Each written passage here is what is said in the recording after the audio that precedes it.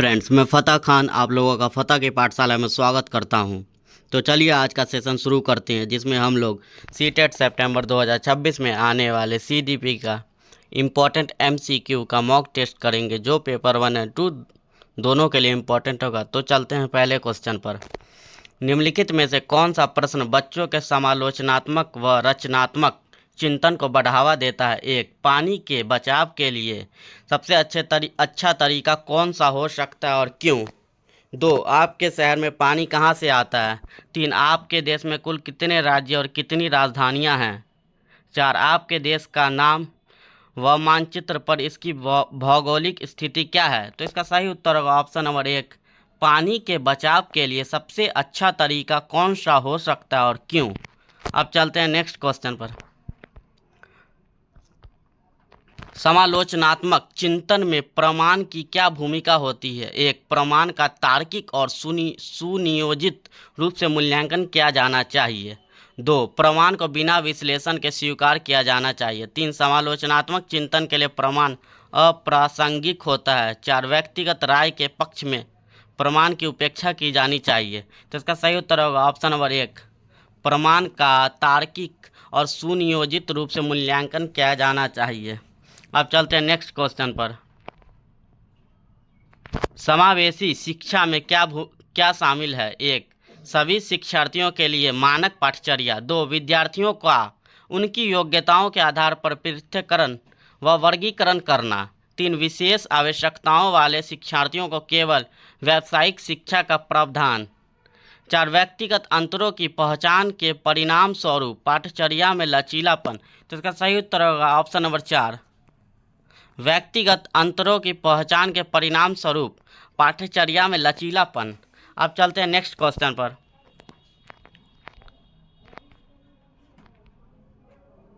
निम्नलिखित कथनों को पढ़िए तथा सही विकल्प का चयन कीजिए। अभिकथन, बच्चों में संज्ञानात्मक विकास पर भाषा के प्रभाव पर जीन पियाजे और लेव वाइगोत्स्की के दृष्टिकोण में भिन्नता है। कारण, खोज अधिगम में शिक्षक अवसर प्रदान करता है और विद्यार्थी स्वयं जानकारी प्राप्त करने के लिए उन्मुख होते हैं। एक, ए सही है परंतु आर गलत है। दो, ए और आर दोनों सही है परंतु आर ए की सही व्याख्या नहीं है। तीन, ए और आर दोनों गलत है। चार, ए और आर दोनों सही है तथा आर की ये सही व्याख्या करता है। तो इसका सही उत्तर होगा ऑप्शन नंबर दो, ए और आर दोनों सही है परंतु आर ए की सही व्याख्या नहीं करता है। अब चलते हैं नेक्स्ट क्वेश्चन पर। निम्नलिखित में से कौन सा समूह उन विशिष्टताओं का सही ढंग से उल्लेख करता है जो प्रतिभाशाली विद्यार्थियों और कक्षा में अन्य विद्यार्थियों के बीच आम तौर पर भिन्न होते हैं? एक, समझ की अग्रवर्ती गहनता। बी, सीखने की तेज गति। सी, समझ के लिए दूसरों पर अधिक निर्भरता। डी, शारीरिक विकास की तेजी से गति। सही विकल्प का चयन कीजिए। एक, ए बी सी। दो, बी और सी। तीन, बी सी डी। चार, ए और बी। तो इसका सही उत्तर होगा ऑप्शन नंबर डी, ए और बी। अब चलते हैं नेक्स्ट क्वेश्चन पर।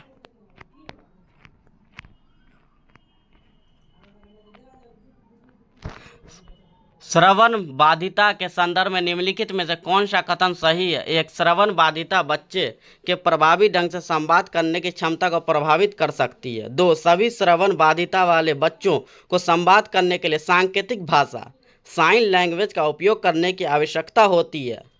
तीन, बच्चे के पास तेज आवाज़ें करके बच्चे की सुनने की क्षमता श्रवण बाधिता का विश्वसनीय तौर पर परीक्षण किया जा सकता है। चार, श्रवण बाधिता हमेशा कान की किसी शारीरिक समस्या के कारण होती है। तो इसका सही उत्तर होगा ऑप्शन नंबर एक, श्रवण बाधिता बच्चे के प्रभावी ढंग से संवाद करने की क्षमता को प्रभावित कर सकती है। अब चलते हैं नेक्स्ट क्वेश्चन पर। समावेशन के संदर्भ में पाठ्यचर्या सीखने की अपेक्षाएं डैश में समान है जबकि डैश में भिन्न है। एक, संवर्धन गतिवर्धन। दो, संशोधन समायोजन। तीन, गतिवर्धन संवर्धन। चार, समायोजन और संशोधन। तो इसका सही उत्तर होगा ऑप्शन नंबर चार, समायोजन और संशोधन। अब चलते हैं नेक्स्ट क्वेश्चन पर।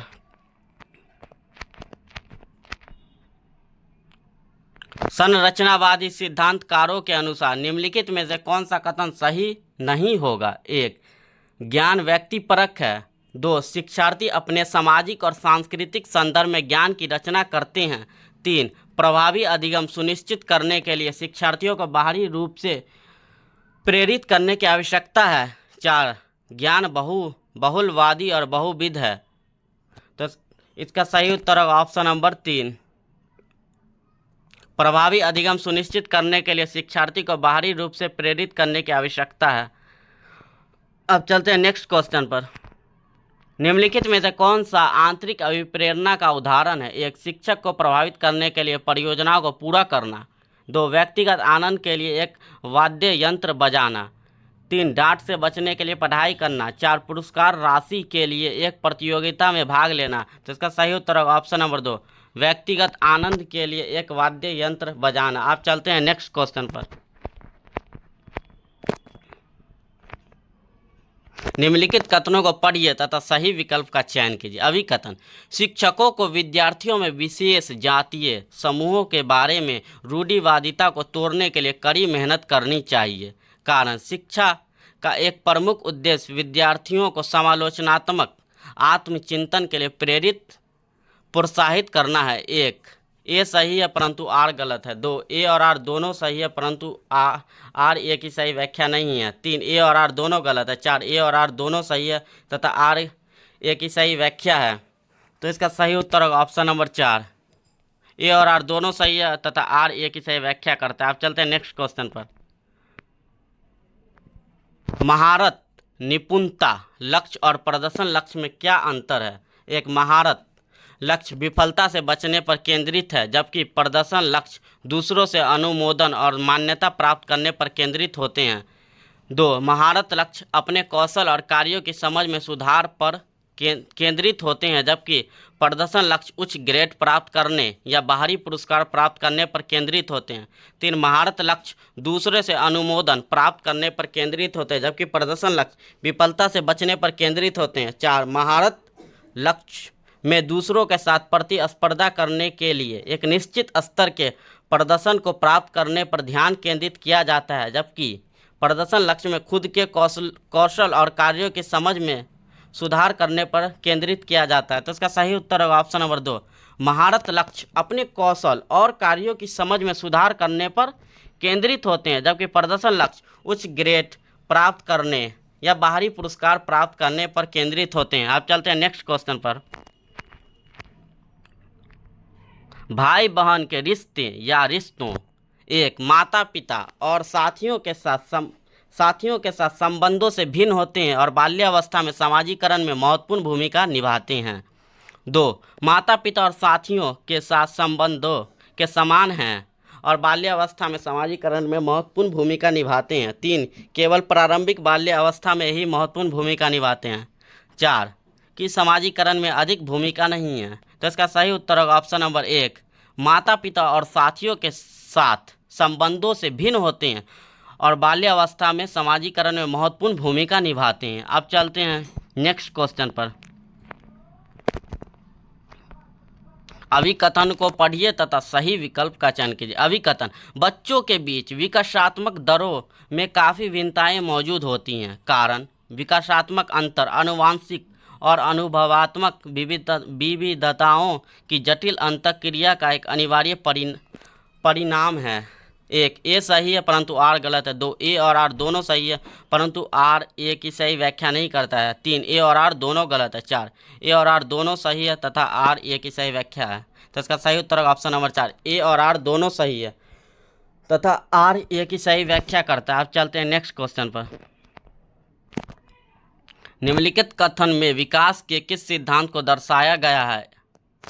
जो बच्चे अपने शुरुआती वर्षों में भाषा सीखने के लिए अनुकूल वातावरण से वंचित रहते हैं, उन्हें बाद के जीवन में भाषा चुनने में थोड़ी कठिनाई होती है। 1. भाषा का विकास पूरी तरह आनुवंशिकी पर निर्भर है। 2. भाषा और अनुभूति जटिल रूप से पारस्परिक संबंधित है। 3. विकास अव्यवस्थित और अप्रत्याशित होता है। 4. भाषा के विकास का एक संवेदनशील काल है। इसका सही उत्तर ऑप्शन नंबर 4, भाषा के विकास का एक संवेदनशील काल है। अब चलते हैं नेक्स्ट क्वेश्चन पर।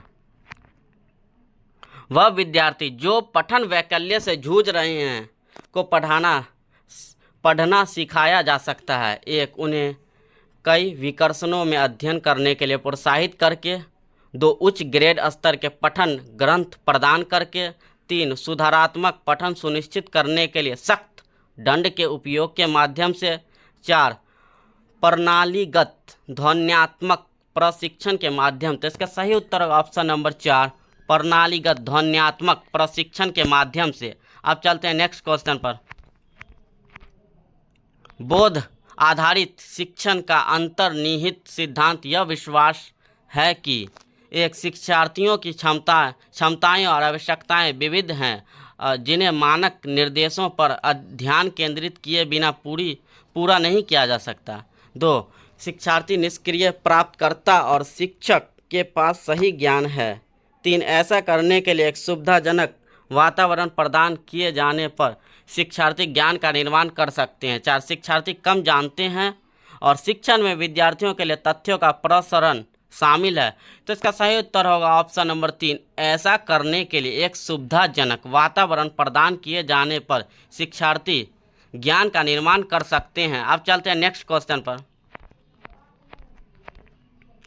जटिल समस्याओं से जूझ रहे अमन के समस्या समाधान कौशल विकसित करने में एक शिक्षक किस प्रकार मदद कर सकता है।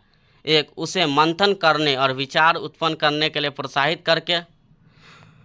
2, उससे कहकर कि वह समस्या को सुलझाना छोड़ दे। 3, उसे प्रयोग करने और जोखिम लेने से हतोत्साहित करके। 4, उसे उत्तर प्रदान करके। तो इसका सही उत्तर होगा ऑप्शन नंबर 1, उसे मंथन करने और विचार उत्पन्न करने के लिए प्रोत्साहित करके। अब चलते हैं नेक्स्ट क्वेश्चन पर। माध्यमिक कक्षाओं में अधिगम के लिए एक अनुकूल कक्षा का वातावरण डैश पर केंद्रित होता है। 1, सजा और शर्मिंदगी के डर। 2, सहकारी अधिगम। 3, प्रतिस्पर्धी लोकाचार। 4, अनुबंधन और पुनर्बलन। तो इसका सही उत्तर होगा ऑप्शन नंबर 2, सहकारी अधिगम पर केंद्रित होता है। अब चलते हैं नेक्स्ट क्वेश्चन पर। लेव वाइगोत्स्की का मानना था कि विकास 1, प्रकृति में असत्य है। 2, आनुवंशिक प्रोग्रामिंग का खुलासा है। 3, सीधे परिपक्वता के परिणाम से होता है। 4, सीधे सामाजिक संपर्क के परिणाम से होता है। तो इसका सही उत्तर होगा ऑप्शन नंबर 4, सीधे सामाजिक संपर्क के परिणाम से होता है। अब चलते हैं नेक्स्ट क्वेश्चन पर। पियाजे के अनुसार गुणात्मक रूप से 4 भिन्न अवस्थाएं एक दुनिया की विभिन्न संस्कृति में व्यापक रूप से भिन्न होती है। 2, उदाहरण देकर समझाती है कि बच्चों का मन लघु वयस्क मन होता है। 3, बच्चे के जेनेटिक कोड पर निर्भर होती है। 4, बच्चों के विकास के सार्वभौमिक पैटर्नों का प्रतिनिधित्व करती है। तो इसका सही उत्तर ऑप्शन नंबर 4, बच्चों के विकास के सार्वभौमिक पैटर्नों का प्रतिनिधित्व करती है। अब चलते हैं नेक्स्ट क्वेश्चन पर। निम्नलिखित में से कौन सी पियाजे के संज्ञानात्मक विकास के सिद्धांत की सीमा है। 1, वह संज्ञानात्मक विकास में भाषा की भूमिका पर अत्यधिक बल देते हैं। 2, वह संज्ञानात्मक विकास में व्यक्तिगत भिन्नताओं को ध्यान में नहीं रखता है। 3, वह संज्ञानात्मक विकास में जो जैविक कारकों की भूमिका को ध्यान में नहीं रखता है। 4, वह संज्ञानात्मक विकास पर सांस्कृतिक और सामाजिक कारकों के प्रभाव को ध्यान में नहीं रखता है। तो इसका सही उत्तर होगा ऑप्शन नंबर 4, वह संज्ञानात्मक विकास पर सांस्कृतिक और सामाजिक कारकों के प्रभाव को ध्यान में नहीं रखता है। अब चलते हैं नेक्स्ट क्वेश्चन पर।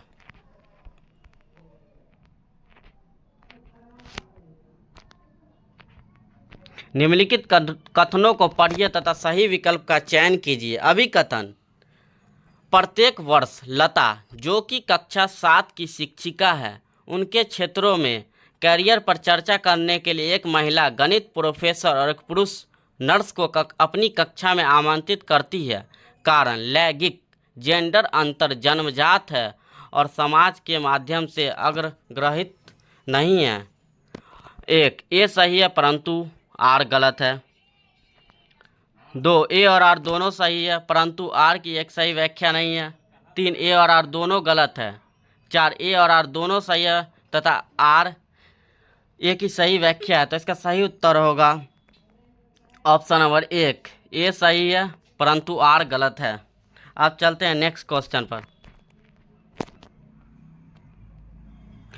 एक प्रगतिशील कक्षा में विद्यार्थी 1 अधिक प्रश्न नहीं पूछते हैं, 2 बी शिक्षक से प्रश्न पूछते हैं, सी एक दूसरे से प्रश्न पूछते हैं, डी स्वयं से प्रश्न पूछते हैं। 1 बी और डी, 2 बी और सी, 3 बी सी डी और 4 1 ए। तो इसका सही उत्तर होगा option number 3 B C D.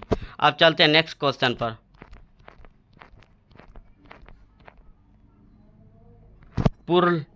Pulling और या स्त्रीलिंग होने से जुड़ी अपेक्षाओं को डैश कहा जाता है और इन्हें डैश सीखा जाता है। 1 जेंडर भूमिकाएं बाल्यावस्था की सभी अवस्थाओं से लेकर वयस्कता में भी, 2 जेंडर स्थिरता प्रारंभ में किशोरावस्था के दौरान, 3 जेंडर रूढ़िवादिता केवल मध्य बाल्यावस्था के दौरान, 4 जेंडर पूर्वग्रह मुख्य रूप से प्रारंभिक बाल्यावस्था के दौरान। तो इसका सही उत्तर होगा ऑप्शन नंबर 1 जेंडर भूमिकाएं बाल्यावस्था की सभी अवस्थाओं से लेकर वयस्कता में भी। अब चलते हैं नेक्स्ट क्वेश्चन पर।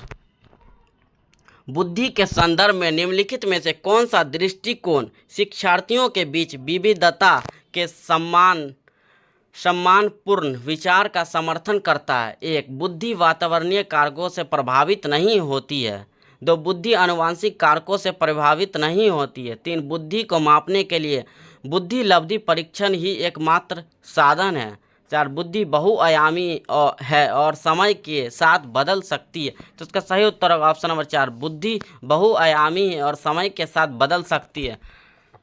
अब चलते हैं नेक्स्ट क्वेश्चन पर। निम्नलिखित में से किसने सामान्य बुद्धि की अवधारणा की आलोचना की और बुद्धि का एक वैकल्पिक सिद्धांत प्रस्तावित किया? 1 जीन पियाजे, 2 हार्वर्ड गार्डनर, 3 लेव वाइगोत्स्की, 4 चार्ल्स स्पेयरमैन। तो इसका सही उत्तर होगा ऑप्शन नंबर 2 हार्वर्ड गार्डनर। अब चलते हैं नेक्स्ट क्वेश्चन पर। लॉरेंस कोहलबर्ग के सिद्धांत की आलोचना कैरल गिलिगन द्वारा एक नैतिक तर्क में लैंगिक विभिन्नताओं की उपेक्षा करने के लिए की गई, 2 विश्लेषण के मात्रात्मक तरीकों को लागू नहीं करने के लिए की गई है, 3 नैतिक विकास का एक चरण सिद्धांत प्रस्तुत करने के लिए की गई है, 4 वास्तविक जीवन की स्थितियों के माध्यम से तथ्यों को एकत्र करने के लिए की गई है। तो इसका सही उत्तर होगा ऑप्शन नंबर 1 नैतिक तर्क में लैंगिक विभिन्नताओं की उपेक्षा करने के लिए की गई है। अब चलते हैं नेक्स्ट क्वेश्चन पर।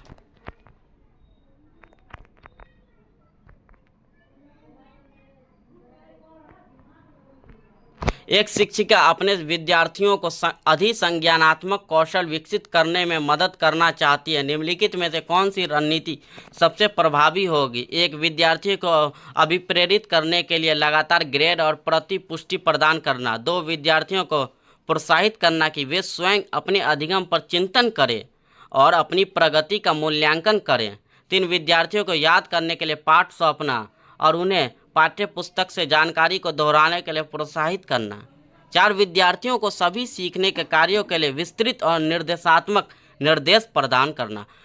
तो इसका सही उत्तर होगा ऑप्शन नंबर 2 विद्यार्थियों को प्रोत्साहित करना कि वे स्वयं अपने अधिगम पर चिंतन करें और अपनी प्रगति का मूल्यांकन करें। अब चलते हैं नेक्स्ट क्वेश्चन पर। निम्नलिखित कथनों को पढ़िए तथा सही विकल्प का चयन कीजिए। अभिकथन शिक्षकों का संकल्पना को मजबूत करने के लिए विद्यार्थियों को अपने स्वयं के संकल्पना के उदाहरणों और गैर उदाहरणों की पहचान करने के लिए कहना चाहिए। कारण उदाहरण के बारे में सोचने से संकल्पना को मजबूत किया जाता है, जबकि गैर उदाहरण विद्यार्थियों को भ्रमित करते हैं। 1 ए सही है परंतु आर गलत है, 2 ए और आर दोनों सही है परंतु आर ए की सही व्याख्या नहीं है, 3 ए और आर दोनों गलत है, 4 ए और आर दोनों सही परंतु आर ए की सही व्याख्या है। तो इसका सही उत्तर होगा ऑप्शन नंबर 1 ए सही है परंतु आर गलत है। अब चलते हैं नेक्स्ट क्वेश्चन पर। अधिगम के सामान्य सिद्धांत बताते हैं कि विद्यार्थी बेहतर रूप से सीखते हैं यदि शिक्षक एक पहले अवधारणा को उसके प्रतीकात्मक रूप से प्रस्तुत करें और फिर उसके भौतिक रूप पर आएँ। 2. पहले उस पर चर्चा करें जिसके बारे में विद्यार्थी को नहीं पता है और फिर उस पर आए जो विद्यार्थी पहले से जानते हैं। 3. पहले अवधारणा का संपूर्ण रूप से परिचय दें और फिर उसकी बारीकी पर आएँ। 4. वह पहले तर्क और कारण के संदर्भ में अवधारणाओं पर चर्चा करें और फिर विचार को सत्यापित करने का अवसर दें। तो इसका सही उत्तर होगा ऑप्शन नंबर 3। पहले अवधारणा का संपूर्ण रूप से परिचय दें और फिर उसकी बारीकियों पर आएँ। आप लोगों को आज का सेशन कैसा लगा? अगर अच्छा लगा तो like, share, comment and subscribe करें और कमेंट में बताएं कि आप लोगों को 30 में कितना नंबर आ रहा है। बाय।